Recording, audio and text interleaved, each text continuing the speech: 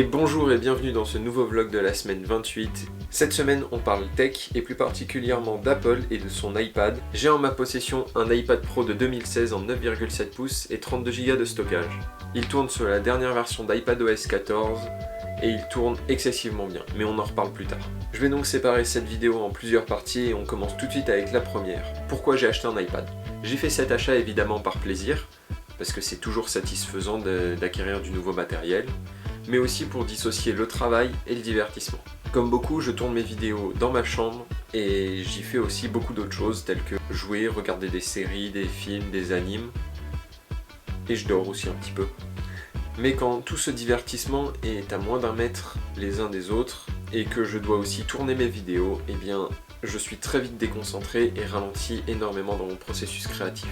L'iPad est donc l'intermédiaire entre le travail et le divertissement, réservant mon MacBook Pro à la créativité et à la création de contenu, et mon iPhone à son rôle principal de téléphone.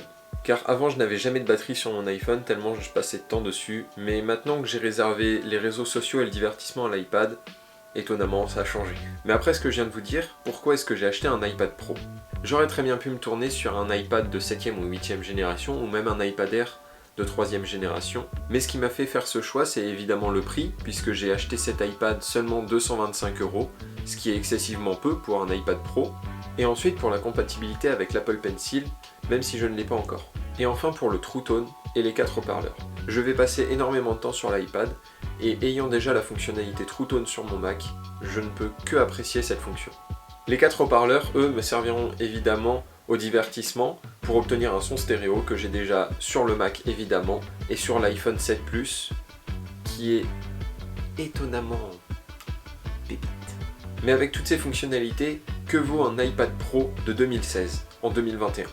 Eh bien après quelques jours, je peux vous assurer que c'est excellent. La batterie tient super bien, iOS 14 fait tourner l'iPad d'une manière super. Je n'ai aucune latence, l'écran est sublime comme Apple nous le promet. J'ai pu faire quelques retouches photos sur Lightroom qui fonctionne super.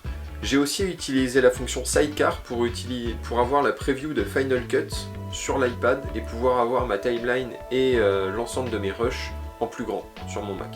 Même 5 ans après sa sortie, il répond tout à fait à mes attentes et répond excessivement bien. Maintenant, comment est-ce que je vais pouvoir m'en servir dans mes vidéos? Comme je l'ai déjà dit, je peux m'en servir de moniteur pour Final Cut, ou bien, plus tard, après l'acquisition du Pencil, je pourrais m'en servir pour dessiner mes storyboards pour mes vidéos et pouvoir préparer mon découpage à l'avance. Et surtout, une des plus grosses parties, m'en servir de prompteur pour éviter de bégayer, comme je viens de le faire.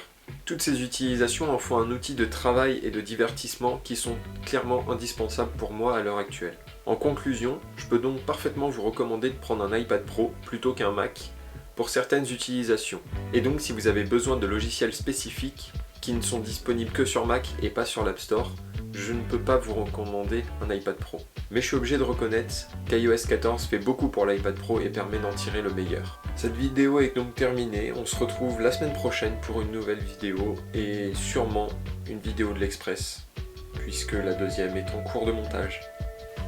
Je vous laisse donc mettre un j'aime, un commentaire si cette vidéo vous a plu.